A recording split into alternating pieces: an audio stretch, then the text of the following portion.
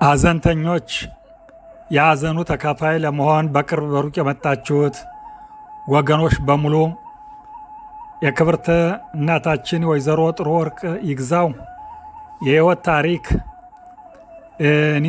እስራኤል ሀገር የሚገኘው ውዛባ ተወላጅ ካሳው ማር ውበት አዘጋጅቼ እሸቴ አበራ አምጥቶ ዛሬ ያሰማልና በመጀመሪያ ነፍሳቸውን ይማር ብዬ ታኅሳስ 24 ቀን 2018 ዓመተ ምህረት የወይዘሮ ጥሩ ወርቅ ይግዛው አጭር የሕይወት ታሪክ። ክብርት እናታችን ወይዘሮ ጥሩ ወርቅ እንደ ኢትዮጵያ ዘመን አቆጣጠር በ1934 ዓመተ ምህረት በኢትዮጵያ በጎንደር ክፍለ ሀገር በወገራ አውራጃና ወረዳ አብቱየ ዳስ ማርያም ልዩ ጎጥ ከአባታቸው ከአቶ ይግዛው አመራ እና ከእናታቸው ከወይዘሮ እንኳያ ማረ ተወልደው በእነዚህ ወላጆች እንክብካቤ በማርና በወተት አደጉ። ውድ እናታችን ወይዘሮ ጥሩ ወርቅ ይግዛው ሲያድጉ ለእናታቸው ተልከው አባታቸውን አክብረው ከእናታቸው የሴትነት እየተማሩ አድገው ለአቅመ ሔዋን ሲደርሱ በአገራቸው ባህል መሠረት በወላጅ ፍቃድ ልጃችሁን ለልጃችን ተባብለው ታጭተው በሁሉ በኩል የሰርግ ቀን ወስነው በብዙ ድግስ በለምለም ዳስ ከአቶ አበራ ቦጋለ ጋር ተድረው ዕድሜያቸው ለጎጆ እስከሚደርሱ በሙሽርነት ቆይተው ለጎጆ ብቁ ሲሆኑ ውዛባ ከተባለው አገር ቤትና ትዳራቸውን መስርተው ሲኖሩ 5 ልጆችን ወልደው አሳድገው ድረው ቤት አስይዘው የልጅ ልጆችን አይተዋል። ክብርት እናታችን ወይዘሮ ጥሩ ወርቅ ይግዛውና ክቡር አባታችን አቶ አበራ ቦጋለ ውዛባ ልዩ ጎጥ እምቦሃራ ቤትና ትዳራቸውን መስርተው ሲኖሩ ቤተሰባቸውን ለመምራት ይተዳደሩ የነበረው አባታችን እያረሱ ጥሩና ጥሬ እያመረቱ እናታችን በሴትነት ሙያቸው በማጀት ፈትለውና ሰፍተው ጠምቀውና ጋግረው ቤተሰባቸውን በሚገባ ይመሩ ነበር። ክብርት እናታችን ወይዘሮ ጥሩ ወርቅ ይግዛው በዚህ አይነት ትንሾችን ልጆች እያሳደጉ ትልቆችን እየዳሩ ብዙ ዓለምና ደስታ አሳልፈው ሲኖሩ ልጃቸው አቶ እሸቴ አበራ የተሾመ ሞላን ልጅ አግብቶ እስራኤል አገር ስለሄደ እሱን ለመጠየቅ እስራኤል ሂደው ኢየሩሳሌምን አይተው በሰላም ተመልሰዋል። ከእንግዲህ ወይዘሮ ጥሩ ወርቅ ይግዛው ውዛባ ከተባለው አገር የሞቀ የደመቀ ቤት ይዘው እንግዳ ተቀብለው ለተራባ አብልተው ላጣ አበድረው በቤቱ በደጁ እየሰሩ አርመው ጎልጉለው ሲኖሩ ዕድሜያቸው እየገፉ ሲሄዱ ባልታሰበ ምክንያት ታመው ሐኪም ቤት በመሄድ የሕክምና እርዳታ ሲሰጣቸው ቆይተው ለአዳምና ለዮሐን የተሰጠው የሞት ማጫ ለሳቸውም ተራው ደረሳቸውና እንደ ኢትዮጵያ ዘመን አቆጣጠር ዓርብ ዕለት ታኅሳስ 24 2018 ዓመተ ምህረት በተወለዱ በ84 ዓመታቸው ከዚህ ዓለም በሞት ተለዩ። በሞታቸው ባለትዳርና የ5 ልጆች የ9 የልጅ ልጆች እሚታ ነበሩ። ነፍስ ይማር ብለን ከዚህ የሚከተለውን ግጥም እንጉርጉሮ ደግሞ እንዲህ ሲል እሸቴ ያው ያቀርበዋል ስለ እናቱ።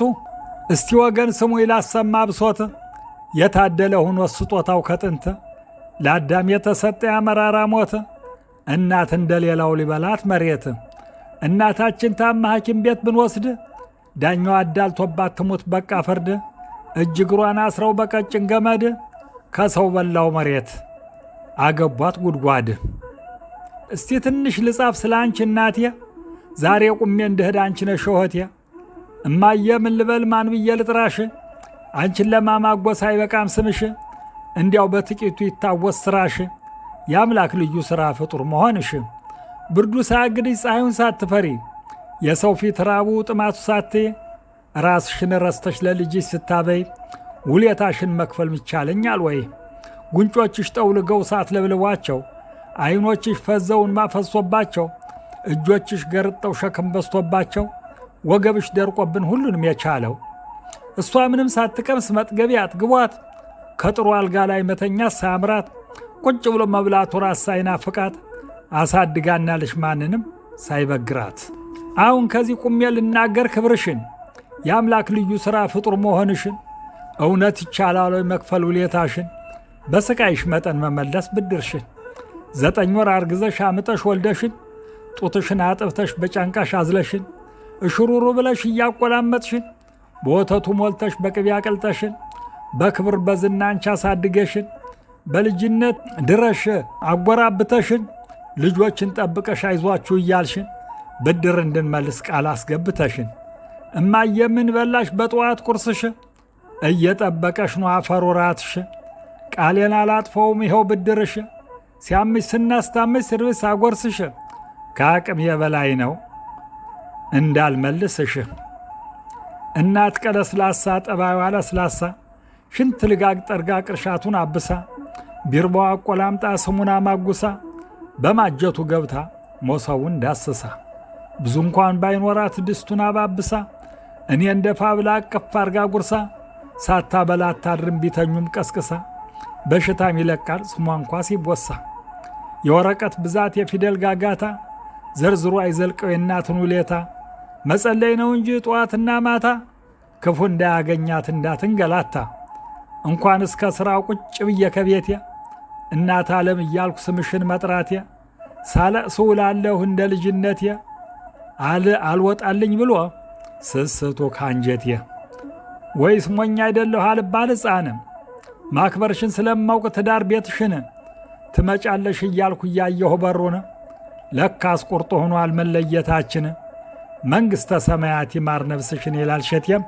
እኔም የግጥም ደራሲው ካሳው ማር ውበት ያው በአስቸኳይ ስለሆነ ስለ እናት ሚላ ብቻ ነው የገጠምኩት። ያው በማብላታቸው በማጠጣታቸው ብዙ ግጥሞች መሰራት የሚችሉ ነበሩ። እኔ ግን ያው ቸኮላ ስለሆነ ነው